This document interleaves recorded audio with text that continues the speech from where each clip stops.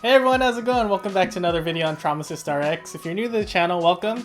My name's Freddie, I'm a critical care pharmacist, and today's video talks about one of my favorite holidays and things I love about the holidays, which is Thanksgiving. So Thanksgiving is one of my favorite holidays because it's the one day out of the year where everyone focuses on being thankful, being around family and friends, watching football, and also enjoying a full day of delicious food. And so I'm excited because Thanksgiving is actually around the corner as of the recording of this video. And so what I wanted to do is kind of talk about some foods to either avoid or at least think about consuming a little bit less, because if you have a chronic disease like hypertension, hyperlipidemia, diabetes, you're pregnant, things like that, maybe you want to consider holding back on some of these things because it might cause you to go to the hospital. So without further ado, if you want to learn more about foods to avoid, stick around in the video. If you're new, make sure to like and subscribe below, and let's get into the video. So the most common food that you probably have at your dinner table on Thanksgiving is probably a turkey. So a turkey, you might be wondering why is he talking about turkey first? Is turkey bad for you and all of that? And no, actually generally on the list that I have for this video, turkey is probably the healthiest thing because it's a good source of protein.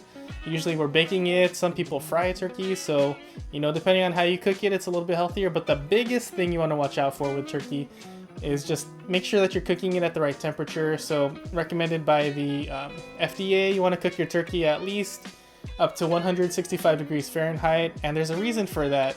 It's that if you have an undercooked turkey, number one, it might be bloody and kind of disgusting, but number two, if you're someone who's immunocompromised or if you're pregnant, you don't want to expose yourself to Salmonella, E. coli, other bacteria that chickens and turkeys and poultry kind of grow with, because that could send you to the hospital. So if you're someone who's cooking a turkey for the first time, probably a good idea to get a thermometer. Maybe I'll link one that I currently use for my cooking down below. But basically you want to make sure that the turkey is safe to eat for everyone, because you don't want to send anybody home with an infection or even a food illness like diarrhea and all of that stuff. So that's one thing to think about. With turkey, overall it's pretty safe, good source of protein, can help you fight the urge to overeat carbs. But you just want to watch out about E. coli and Salmonella. So yeah, that's turkey. And the one thing that can go great with turkey that you should have at your Thanksgiving dinner table is gravy. So I don't know about you, but for me, gravy is one of the most important parts of Thanksgiving because it takes the essence, at least if you home make it. So me and my dad usually make it at home. But basically it takes the drippings of the turkey and concentrates it with turkey stock and all of that stuff, and it's just a delicious blend of flavors to pour over your turkey and some other foods, which we'll talk about in this video as well. But anyways, turkey gravy, why is this number 2 on the list? Because one, it's super common at the Thanksgiving table, but also for my friends who have hypertension, or all you watching this video has hypertension or heart failure, you probably know that you have to have a limited sodium intake in your daily, your daily life. So 2,000 milligrams of sodium to 3,000 milligrams of sodium for heart failure patients, things like that. It's super important to make sure that you don't have any complications with your heart and how your heart beats. And unfortunately, a lot of people might be affected by the ingredients in turkey gravy. So specifically what I'm talking about here is sodium. So in every serving of turkey gravy, or most turkey gravies, the average sodium in a serving is between 200 to 300 milligrams per serving. And by serving, I mean a couple tablespoons. And to me, that's kind of not that much. Because if you love turkey gravy like I do, you kind of just pour the whole thing until it kind of covers your plate, right? So the reason why I bring this up is that sodium is an important part of your nutrition, as well as regulating blood pressure and fluids in your body, and this can affect patients who actually have hypertension or chronic heart failure, congestive heart failure. So the reason why this is important is because these patients might continue to keep fluids in their body, and that can increase blood pressure, as well as for heart failure patients make it hard for the heart to pump blood.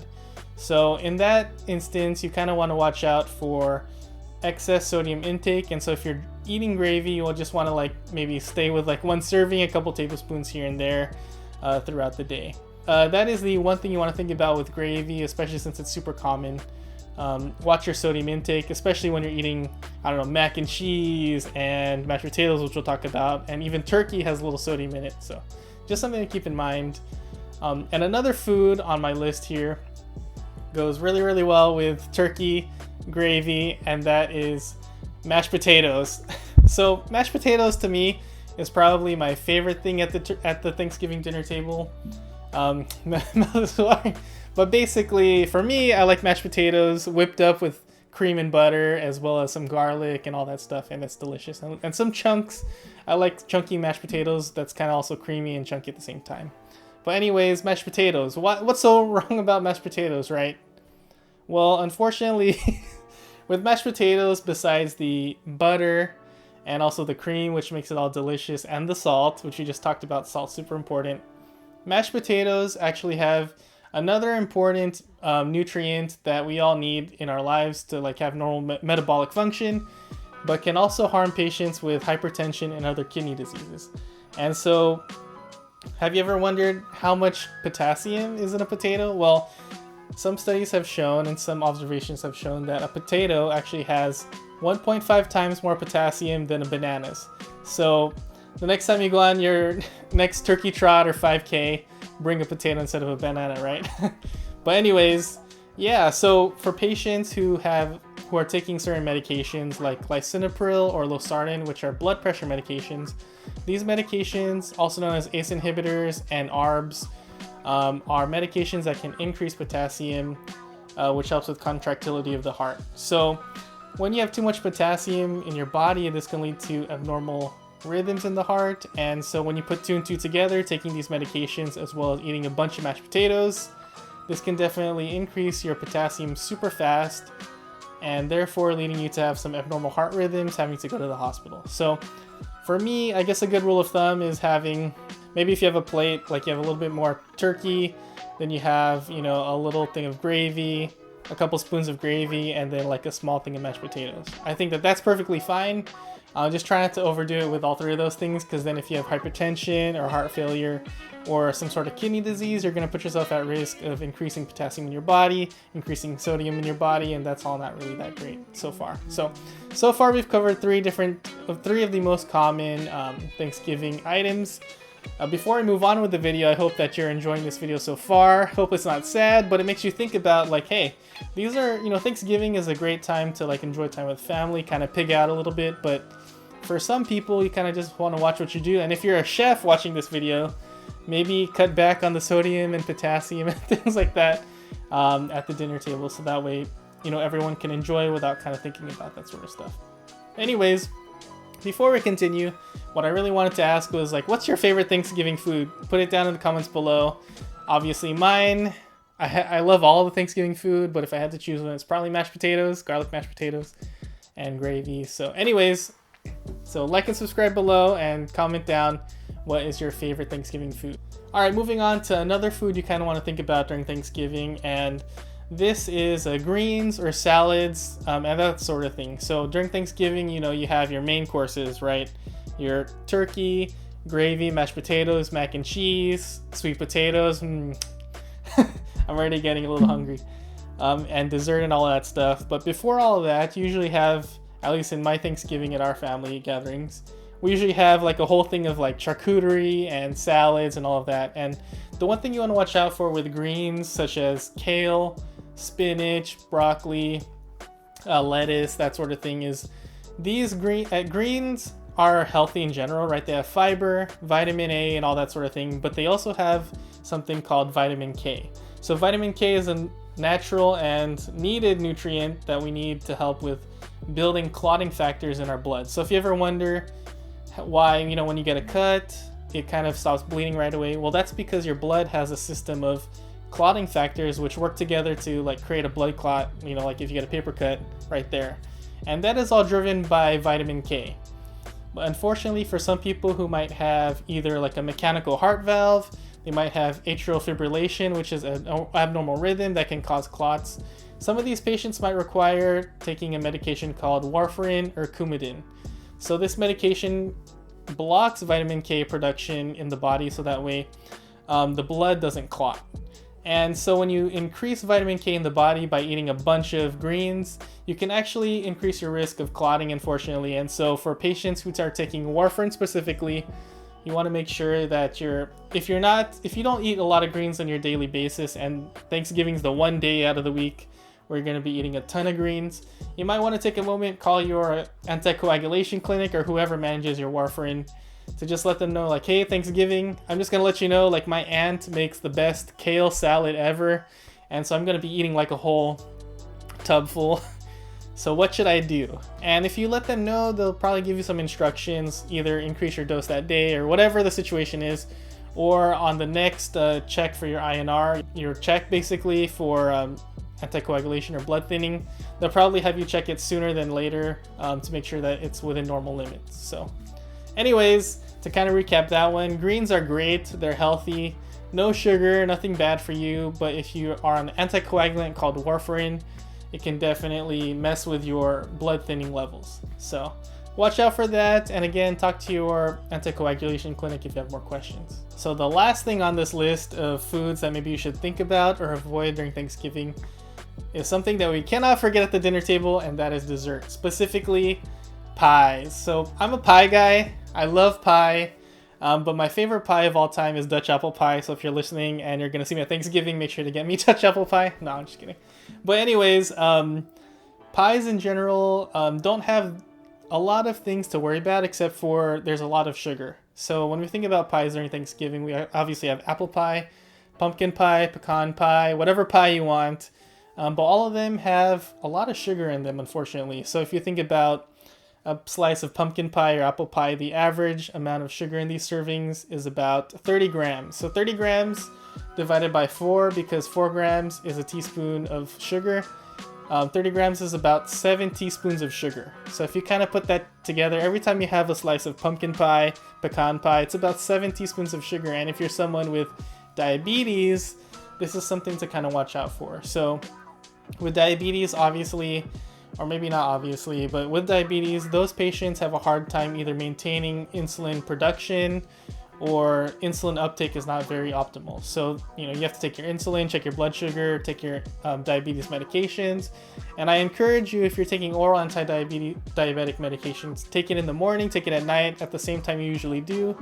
And on Thanksgiving, make sure not to forget to take it. And if you're an insulin user, make sure to kind of like count your carbs closely. So for instance, on Thanksgiving, we have pies, but we also have like dinner rolls, we have stuffing, which is bread. Sometimes mashed potatoes can also be part of that, sweet potatoes, which we've already talked about a little bit. All these things can come together and cause you to be hyperglycemic or have high blood sugar. So that's one thing I would think about. If you're someone who is diabetic, make sure to have all that stuff ready to go as far as medications, insulin supplies, and all that.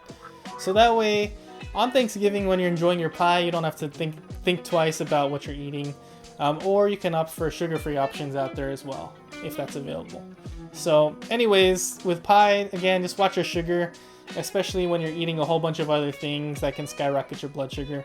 Just another reminder for you to double check and either eat pie in moderation, go for a sugar-free option, or share with somebody, so that way you're not eating a full serving of 7 teaspoons of sugar, which is a lot.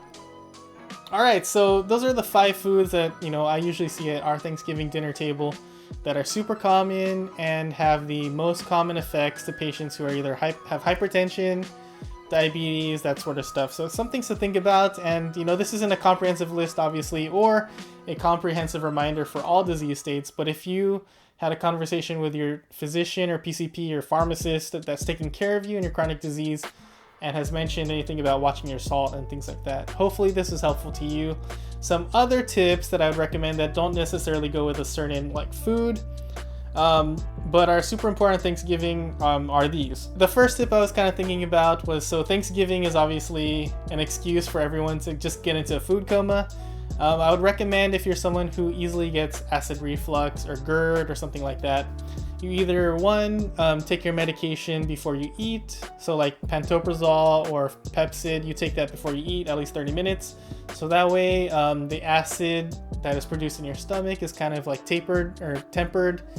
Another thing you can do is, if you're gonna eat a whole bunch and you get sleepy on Thanksgiving, make sure to wait at least 1 to 2 hours before you lay flat. So that way it gives you enough time for your stomach to digest the food, and you're not going to have any regurgitation. another sort of tip is that, Thanksgiving holiday is great because we get to see friends and family, but it also means that a lot of you will be traveling, flying by car, all that sort of stuff. And so what you want to do, or what I would recommend, is on the week of Thanksgiving, make sure that all of your medications, any healthcare needs that you have, are taken care of. So go to the pharmacy, get your refill before the holiday. And if you're flying somewhere, make sure to have at least a couple of days worth of medication, because the last thing you want to do is only bring medication for your travels for a couple days, and then there's a delay. And now you haven't taken your blood pressure medicine for a couple days, and you have to go to the hospital somewhere out where you're not normally familiar with. And I know that can be kind of scary and not ideal for a lot of people. So bring extra medication, at least through Monday when you get back to where you're supposed to be after Thanksgiving. So that way you're not finding yourself in a weird predicament where you don't have any medication to take. And then the last tip is that, Thanksgiving, we're obviously super busy that day. Whether it's, you're running errands, you're helping to cook, you're traveling on Thanksgiving Day. Sometimes we kind of can forget to take our chronic medications. So I would just urge you to please remember to take your medication on Thanksgiving Day, because the last thing you want to do is set yourself up for failure, especially if you have hypertension, diabetes, and then you eat all this food, you're partying, you're drinking alcohol and all that stuff, and you didn't take care of the thing that would prevent you from going to the hospital. And so unfortunately, when I've worked the days after Thanksgiving, I've seen a lot of these patients come through, find themselves in the ED on that Saturday morning, a couple days after Thanksgiving, and all that stuff. So if you want to avoid going to the hospital, going to urgent care on your holiday weekend, take care of these easy things so that way you can stay safe and make sure you don't find yourself in a place you don't want to be, especially when you're trying to visit family and all that. All right, so those are some of my tips to get you kind of prepared for Thanksgiving and even for the holidays. A lot of the times for Christmas and all of that, we have turkey, mashed potatoes, macaroni and cheese, greens, all that sort of stuff anyways. So going forward, I hope that these tips will help you through the rest of the holiday season to stay happy and healthy.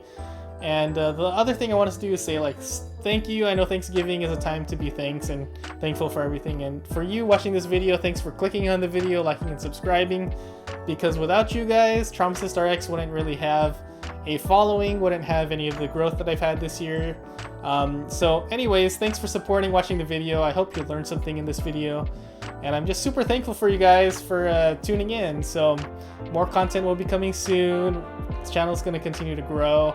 My skills will continue to grow and all of that. So thanks for being patient, and I hope you learned something in this video. If you want to learn more, make sure to like and subscribe like I mentioned, and I'll see you in the next video. Hey everyone, if you liked that video, thank you for watching again. Carmel and I would like to say Happy Thanksgiving! Thank you for watching this video. If you liked it, make sure to like and subscribe. You can subscribe up here, and also check out some of the videos over there. Happy Thanksgiving, everyone! Alright guys, take care. We'll see you in the next video, and enjoy the holiday.